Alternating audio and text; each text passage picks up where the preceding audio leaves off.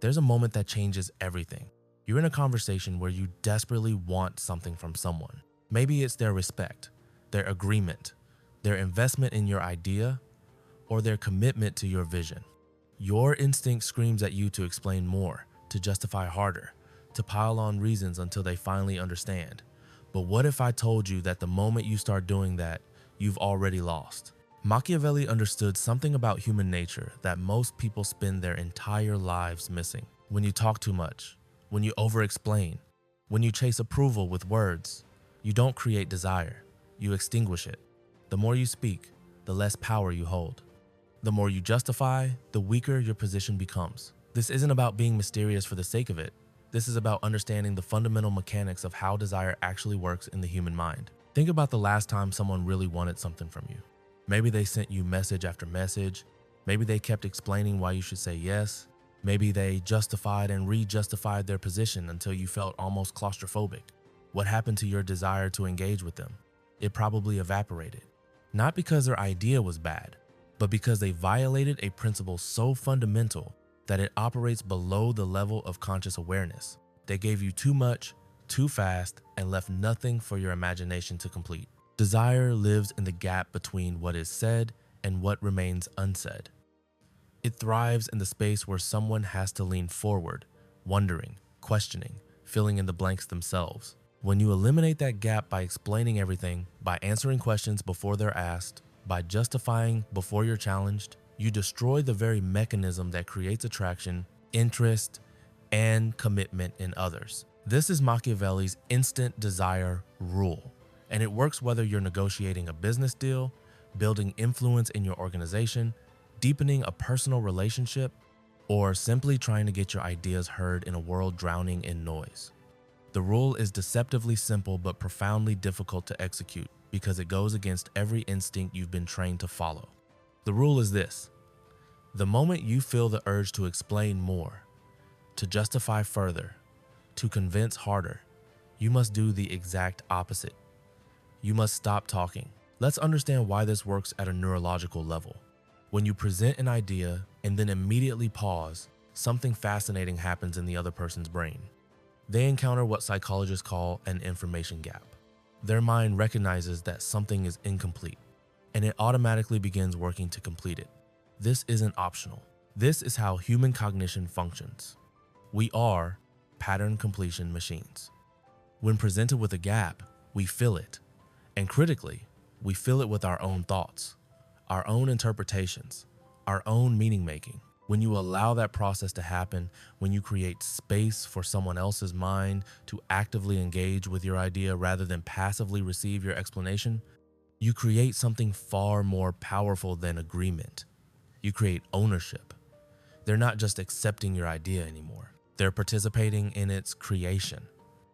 And people are infinitely more committed to ideas they feel they helped create than ideas that were simply delivered to them fully formed. But here's where most people fail spectacularly. They can't tolerate the silence. They can't handle the uncertainty of not knowing exactly what the other person is thinking. So they rush in to fill the gap themselves. They explain, they clarify, they justify. And in doing so, they steal from the other person the very thing that would have created genuine engagement. They rob them of the opportunity to think, to wonder, to complete the pattern themselves. Consider how this plays out in a typical business scenario.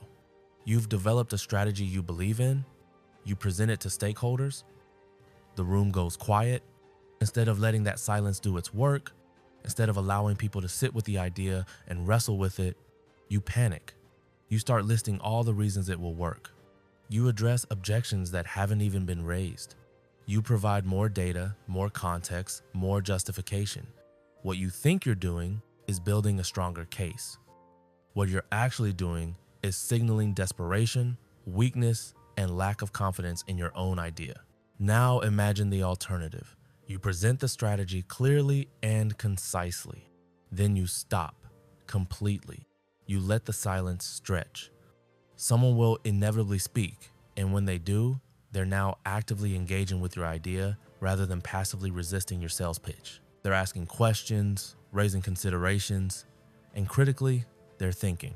You haven't given them everything. You've given them enough to spark their curiosity and just enough constraint to make them work for more understanding. This dynamic applies across virtually every context where influence matters.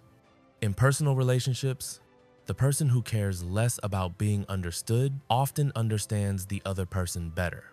Not because they're callous, but because they're creating space for the other person to reveal themselves rather than drowning them in self-disclosure. When you talk less about yourself, others become more curious about you. When you explain less of your motivations, people become more interested in understanding what drives you. The mechanism behind this is rooted in psychological reactance. When people feel like they're being sold to, explained to, or convinced, they instinctively resist. It's not even a conscious choice. Their autonomy feels threatened by your attempt to change their mind, so they dig in. But when you present something and then step back, you're not threatening their autonomy, you're respecting it. You're implicitly saying that you trust them to think for themselves, to come to their own conclusions, to engage on their own terms. Machiavelli observed this in the political realm of Renaissance Italy, where survival often depended on understanding human nature in its rawest form. The leaders who lasted weren't the ones who constantly proclaimed their power or explained their legitimacy. They were the ones who demonstrated power through restraint, who created mystique through strategic silence, who understood that being slightly unknowable was far more powerful than being completely transparent. This doesn't mean you should be vague or cryptic when clarity is needed. It doesn't mean withholding information that someone genuinely needs to make a decision. What it means is recognizing the difference between necessary communication and over-communication driven by your own anxiety. Most people over-communicate because they're trying to control the other person's interpretation, to force understanding, to eliminate all ambiguity. But that effort at control paradoxically reduces your actual influence. Think about the most influential people you know, not the loudest people, but the ones who actually shape outcomes and change minds. They typically share a common trait. They know when to stop talking, they make their point, they let it land, and they trust the idea to do its work. They don't chase agreement, they don't over-justify. They understand that true influence often happens in the silence after you speak, not in the volume of words you deploy. Here's how to implement this in practice. Start by noticing your impulse to over-explain. That feeling in your chest when you've made a statement and someone hasn't immediately agreed. That urge to fill silence with more justification. Simply notice it. Don't judge it. Just become aware that it's happening. That awareness alone will begin to give you choice in the moment. Next, practice strategic pauses. When you've made a key point, force yourself to wait. Count to 5 in your head if you need to. Let the silence exist. Yes, it will feel uncomfortable at first. That discomfort is your signal that something important is happening. The other person's mind is engaging, they're processing, they're thinking. Don't steal that from them by rushing in with more words. Learn to recognize the difference between a question that needs answering and a pause that needs respecting. When someone asks a direct question, answer it clearly and concisely. But when someone is simply sitting with your idea, processing it, thinking about it, resist the urge to interpret their silence as resistance. Often that silence is the sound of genuine consideration, and your interruption will shatter it. Become comfortable with people not immediately understanding or agreeing. This is perhaps the hardest part because we're conditioned to seek instant validation. But influence that lasts is rarely instant. Ideas that change minds often need time to germinate. When you allow that time, when you don't force premature resolution, you create space for deeper transformation. Here's what this looks like in a negotiation. You state your position, they counter. Instead of immediately launching into why your position is justified, you pause. You might say something like, "I understand that's your perspective." And then you wait. You're not agreeing or disagreeing. You're simply acknowledging and creating space. In that space, something shifts. The other person often begins to reconsider their own position without you having to attack it. They start seeing gaps in their own reasoning because you've given them room to think rather than forcing them into defensive mode. In leadership, this principle is transformative. Leaders who constantly explain their decisions, who justify every choice, who over-communicate their reasoning, often create less buy-in than leaders who make clear decisions and then trust their team to understand and execute. This doesn't mean being distant or uncommunicative. It means recognizing that leadership presence is often created more by what you don't say than what you do say. The ethical dimension here is crucial. This isn't about manipulation or deception. It's about respecting others' autonomy and intelligence. When you over-explain, you're implicitly treating people as if they can't think for themselves. When you create space for them to engage, question, and complete the pattern, you're treating them as capable adults who can handle uncertainty and complexity. Some contexts demand more explanation, especially when you're teaching or when someone genuinely lacks necessary context. The key is intention. Are you explaining to genuinely inform and empower, or are you explaining to control their interpretation because you're anxious about their judgment? That difference determines whether your communication creates connection or resistance. Watch what happens when you start implementing this. You'll notice people leaning in more when you speak. Your words will carry more weight because there are fewer of them. People will ask you more questions because you've created curiosity rather than saturating their attention. You'll find that silence becomes your ally rather than your enemy. You'll also discover something profound about confidence. Real confidence doesn't need constant validation or explanation. It can make a statement and let it stand. It can tolerate not being immediately understood. It trusts that good ideas reveal their value over time. When you stop chasing agreement with words, you begin embodying the kind of centered presence that naturally draws people in. This principle extends to written communication as well. Emails that go on for paragraphs trying to justify a simple request often get ignored. Brief, clear communication that respects the reader's time and intelligence typically gets better responses.